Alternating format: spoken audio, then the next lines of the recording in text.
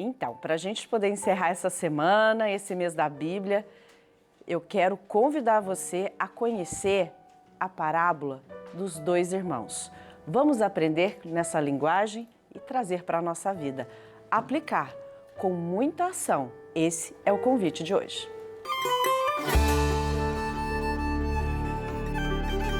Um homem tinha 2 filhos. Dirigindo-se ao primeiro, disse-lhe: Filho, vai hoje trabalhar na vinha. O filho respondeu: Não quero.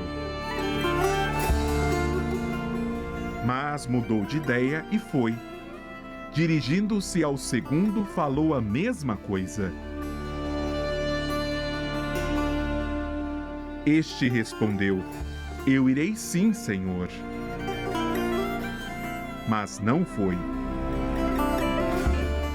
Qual dos dois fez a vontade do Pai?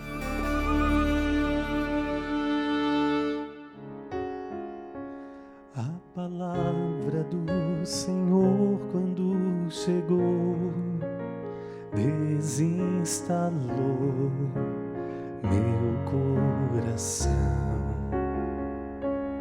Ao chegar, desafiou-me a exigir uma resposta de sim ou não. É fácil dizer sim, é fácil dizer não, mas dói depois do sim e dói depois do não. A palavra do Senhor, depois que ela passou, nada mais será do jeito que já foi.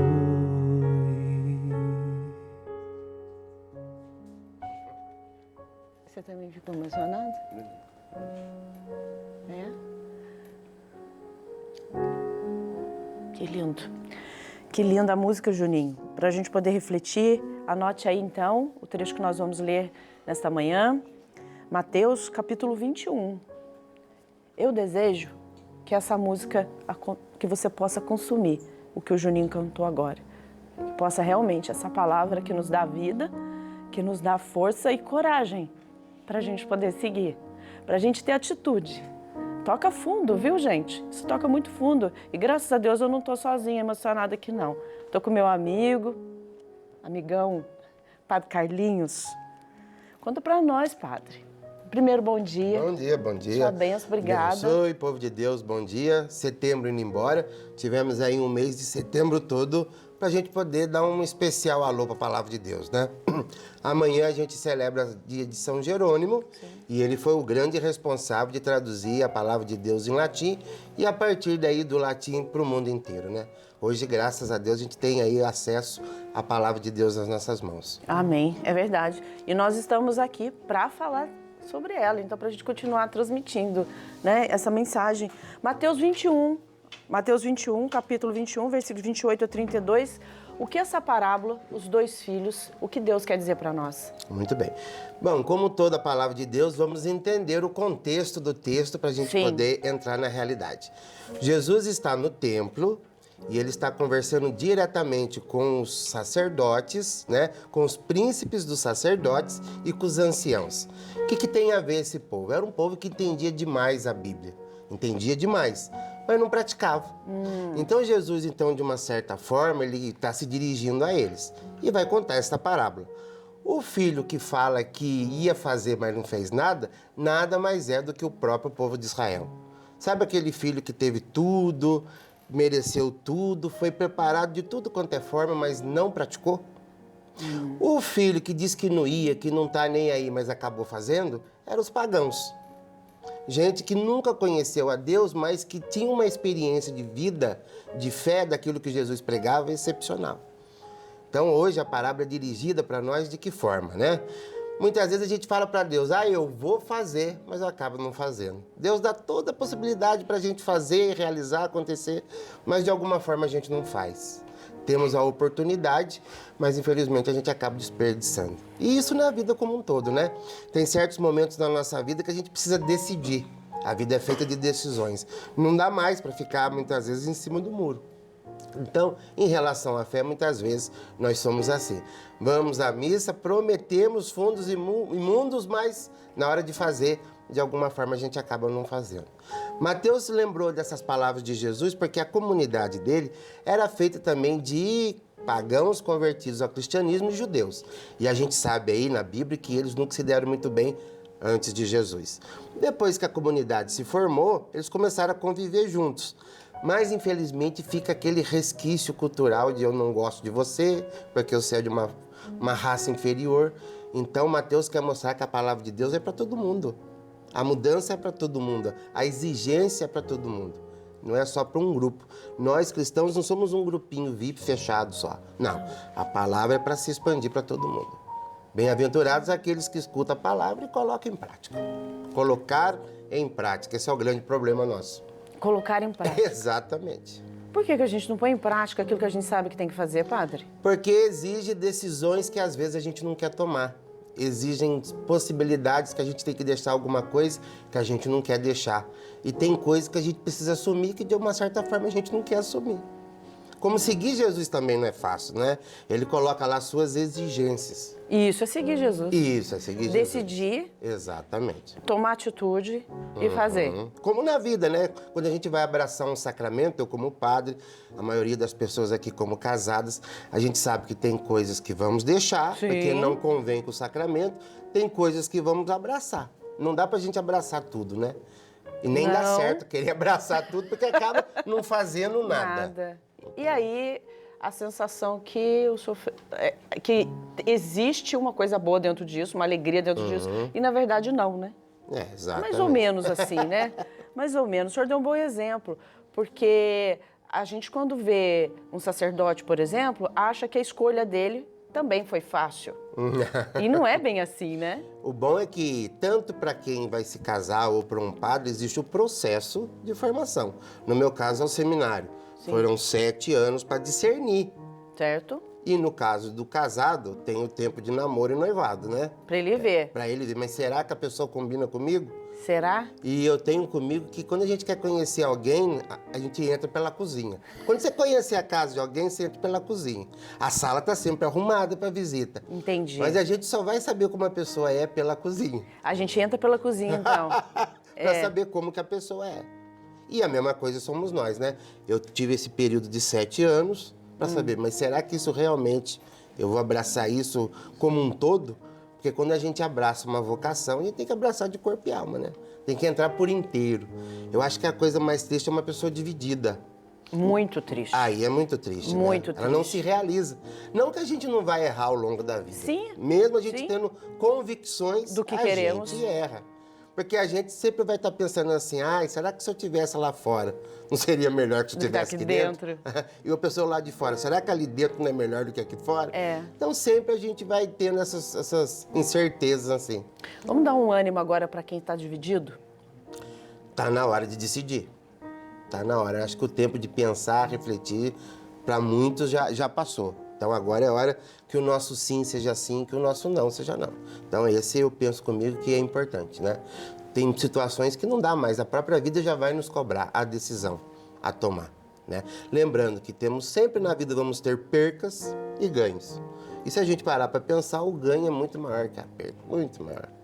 Muito maior. Quando a gente decide. Exatamente, e quando decidimos colocando Deus como o nosso intermediário ali, como a nossa base. Sempre colocar Deus como a nossa base. Usando esse exemplo que o senhor deu, perfeito, então, e aplicando ele na parábola, é como se a gente falasse para Deus, não, eu vou tomar essa decisão, Exato. Eu vou tomar essa decisão e não tomo. Exatamente. Esse é um filho. Esse é aquele que falou que não ia, mas ele acabou indo. Ele pensou no meio do caminho e falou, poxa vida, eu vou fazer. Os pagãos, né? Tanto que as primeiras comunidades que foram surgindo foram entre os pagãos. A acolhida que Jesus esperava no meio dos judeus, que foi preparado, o Antigo Testamento, vieram os profetas, matriarca, patriarca ele não encontrou. Se a gente pega em Mateus capítulo 11, versículo 17, Jesus vai lidar com outro problema que ele vai encontrar no meio do povo, a indiferença. Isso é pior. Tanto que Jesus vai falar, depois o povo de casa pega a Bíblia, vê se eu não errei aí de capítulo e versículo. Ele vai falando assim pro povo, olha, a gente toca a flauta, vocês não dançam. Vem João Batista, com a seriedade dele, vocês não resolvem a vida. Vem eu, que brinco, que converso, que acolho, que como, que bebo, vocês também não decidem nada. Afinal de contas, vocês querem o que da vida, né? É quando o filho vai completando 17, 18, a mãe chega e fala, escuta. E aí? Você quer o que da vida? Vai criar raiz no sofá ou vai decidir sua vida? Aí a mãe, pra pôr medo, fala, eu não tô aqui pra sempre. Aí o bicho pega.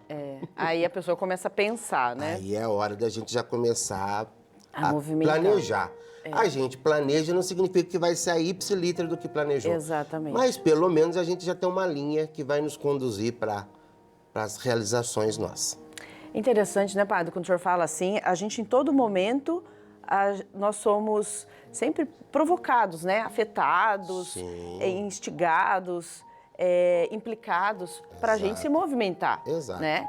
Gente, tem que ter atitude. Nós estamos falando de atitude.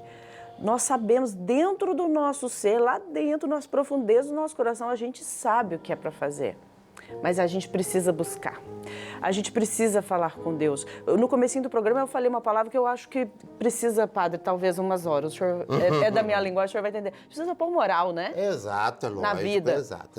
Tem que mexer. Tomara que você tem que mexer, porque senão a coisa vai piorando. Ou ela se estabiliza, fica estagnada e a gente fica infeliz, porque a gente vê um monte de gente indo pra frente, eu fico parado, sentado na pedra.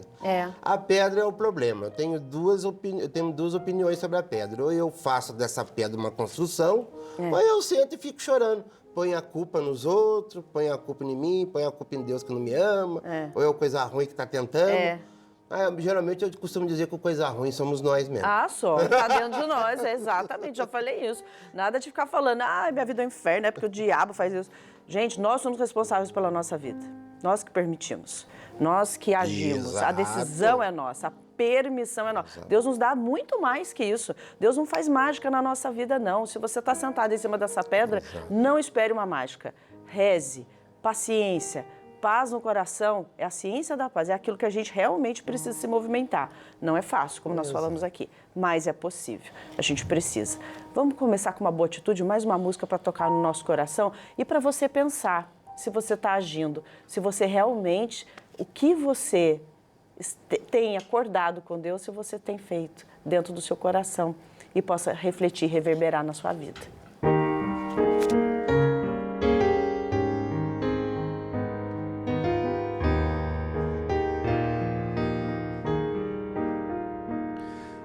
Sim se transforma em sim quando existe arrependimento. Um sim se transforma em não quando é dito com fingimento. Um não se transforma em sim quando existe arrependimento. Um sim se transforma em não quando é dito com fingimento. O que vos parece se isto acontece? O pai pede um filho que vá trabalhar. A vinha precisa ser bem cultivada e um sim de seu filho que a vai preservar. O filho primeiro dá um não imediato, depois se arrepende e logo se vai. Trabalha disposto, renova seu tato, alegra-se muito, alegra seu pai. Não se transforma em sim quando existe arrependimento. Um sim se transforma em não quando é dito com fingimento. O filho segundo dá um sim obscuro, depois se omitindo, duvida e diz não. Tão frágil promessa, tão vil aparência, tão falsa resposta de um mau coração. Precede no reino quem ouve a palavra, quem crê e se arrepende e muda seu não. Os falsos fingidos que aos outros condenam, na mesma medida tratados serão. Um não se transforma em sim quando existe arrependimento. Um sim se transforma em não quando é dito com fingimento. Vamos rezar? Pedir a Deus a graça da gente ser firme, ter decisão, agir, sair da nossa zona do conforto, saber aquilo que a gente precisa fazer, agir, parar de fingimento, parar de usar máscara, porque a gente usa máscara para as pessoas, viu? Mas para Deus a gente não usa máscara, não. Para Deus, Deus sabe de tudo. A gente pode até enganar as pessoas e a gente mesmo. Você se engana, mas a Deus você não engana. Vamos rezar, Padre. Muito bem, vamos pedir então para Deus que a gente tenha essa sabedoria, que o nosso sim seja sim, que o nosso não seja não. E quando a gente tentar titubear nas nossas respostas, Deus venha com a sua sabedoria, como Ele já nos mostra, né, no nosso dia a dia. Vamos lembrar de Maria, o sim de Maria. Sim de Maria é espetacular. Ela sempre diz o seu sim de forma consciente e livre para as coisas de Deus, né? Ela vai perguntar então, mas como é que eu vou ser a mãe do Salvador se eu ainda não me casei com José? Isso mostra uma pessoa consciente daquilo que está assumindo. Isso é espetacular. Espetacular. Então vamos rezar de maneira profunda e verdadeira um Pai Nosso e uma Ave Maria, Vamos pedindo lá. a intercessão de Nossa Senhora. Pai nosso, que estais no céu, santificado seja o vosso nome, venha a nós o vosso reino, seja feita a vossa vontade, assim na terra como no céu. O pão nosso de cada dia nos dai hoje, perdoai as nossas ofensas, assim como nós perdoamos a quem nos tem ofendido, e não nos deixeis cair em tentação, mas livrai-nos do mal. Amém. Ave Maria, Cheia de graça, o Senhor é convosco. Bendita sois vós entre as mulheres, e bendito é o fruto do vosso ventre, Jesus. Santa Maria, Mãe de Deus, rogai por nós, pecadores, agora e na hora de nossa morte. Amém. Rogai por nós, Santa Mãe de Deus, Para que sejamos dignos das promessas de Cristo. Amém. Amém. Que o Sagrado Coração de Jesus também esteja sempre pertinho da gente. Que a gente Exato. esteja dentro do Sagrado Coração de Jesus. Que bom, Padre. Obrigado. Valeu, até a próxima. Até a próxima. Falar da Em breve. palavra de Deus é ótimo. Juninho, obrigada. Bom demais.